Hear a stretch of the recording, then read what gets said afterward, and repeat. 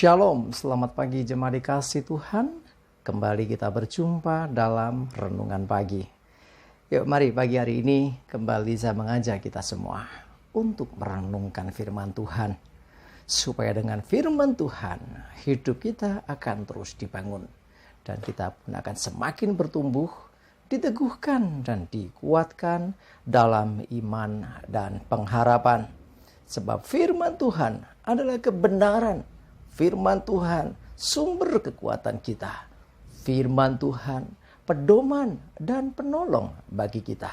Bahkan firman Tuhan jugalah yang akan terus menuntun kita dan menerangi setiap langkah hidup kita. Mari jemaat dikasih Tuhan, sebelum kita merenungkan firman Tuhan pagi ini, kita akan berdoa terlebih dahulu. Bapa di surga, kembali Tuhan, pagi hari di awal pekan ini, kami datang ke hadirat-Mu.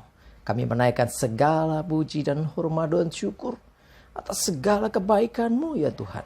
Atas begitu besar kasih setia-Mu, rahmat dan anugerah-Mu, berkat dan kemurahan-Mu, perlindungan-Mu ya Tuhan, penyertaan, pertolongan, dan juga bahkan pemeliharaan Tuhan atas seluruh hidup kami. Terima kasih ya Tuhan. Dan pagi hari ini kembali kami merenungkan firman-Mu. Mari Engkau Tuhan yang singkapkan dan nyatakan kebenaran firman-Mu. Dan Roh Kudus urapi kami semua ya Tuhan. Sehingga kami bisa menangkap, mengerti dan juga melakukan kebenaran firman-Mu di dalam hidup kami. Terima kasih ya Tuhan. Di dalam nama Tuhan Yesus kami bersyukur dan berdoa. Amin. Mari jemaat dikasih Tuhan, kita sama-sama buka Alkitab kita. Dan renungan pagi hari ini saya ambilkan dari Mazmur 66 ayat 18 sampai 20. Saya bacakan. Seandainya ada niat jahat dalam hatiku, tentulah Tuhan tidak mau mendengar.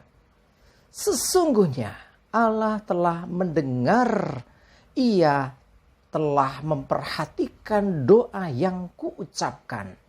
Terpujilah Allah yang tidak menolak doaku dan tidak menjauhkan kasih setianya daripadaku. Jemaat dikasih Tuhan, seandainya tidak ada niat jahat dalam hatiku. Nah, ini menjadi satu syarat doa ya, supaya doa kita dengar Tuhan. Itu adalah apa? Jangan ada niat jahat di hatimu ketika engkau berdoa. Ya, perhatikan, niat jahat di hati kita mungkin tidak terucap.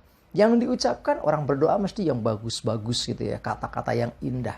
Tapi kalau ada niat jahat terselip di hati kita, kita misalnya mendoakan orang, tetapi sesungguhnya hati kita jengkel dengan orang itu dan maksud tersembunyi dari doa itu adalah supaya orang itu mungkin mengalami celaka atau mengalami yang buruk. Nah, yang demikian inilah yang membuat tidak mau mendengar doa kita.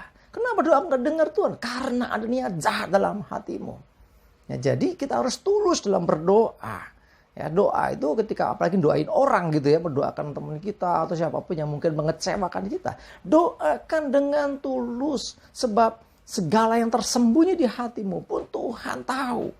Nah, kalau kita mau dengan tulus mendoakan orang itu, maka doamu didengar Tuhan. Sesungguhnya Allah tidak, sesungguhnya Allah telah mendengar, Ia telah memperhatikan doa yang kuucapkan. Nah, perhatikan, Tuhan mau mendengar setiap doa-doa yang kita ucapkan. Pertanyaannya sekarang, maukah saudara berdoa? Ya, kita tahu Tuhan mau mendengar doa kita, tapi kita nggak pernah berdoa. Akibatnya apa ya? Kita nggak mendapat apa-apa. Jadi penting sekali untuk berdoa. Saya sudah berulang kali sampaikan bahwa doa itu lebih dari sekedar permohonan. Doa di sana juga ada pujian. Doa di sana juga ada sifatnya kita menyembah Dia. Dalam doa kita ini juga bukannya permohonan-permohonan macam-macam, tetapi bisa juga berhubungan dengan interaksi kita dengan Tuhan, komunikasi kita dengan Tuhan. Dan doa yang benar seharusnya itu buah arah. Ya, ini bukan hanya kita laporan sama Tuhan, tapi kita juga mau mendengarkan Tuhan. Nah, kadang-kadang, waduh saya nggak bisa denger nih, Tuhan bicaranya gimana? Cara Tuhan berbicara kepada kita melalui banyak cara. Bisa saat engkau berdoa dan engkau berdiam diri, maka Tuhan nyatakan lewat hatimu. Kok ada bisikan dalam hatiku, Roh Kudus ya. Bisa juga dengan diingatkan ayat firman Tuhan. Buka Alkitabmu. Oh, ada pesan Tuhan di sana. Bisa dengan cara-cara yang lain. Bahkan seringkali Tuhan berbicara kepada kita dengan cara yang kita nggak pernah pikir. Lewat orang lain, lewat mimpi, dan banyak cara yang lain. Ya, bagian kita adalah berdoa, berinteraksi, berkomunikasi dengan Tuhan.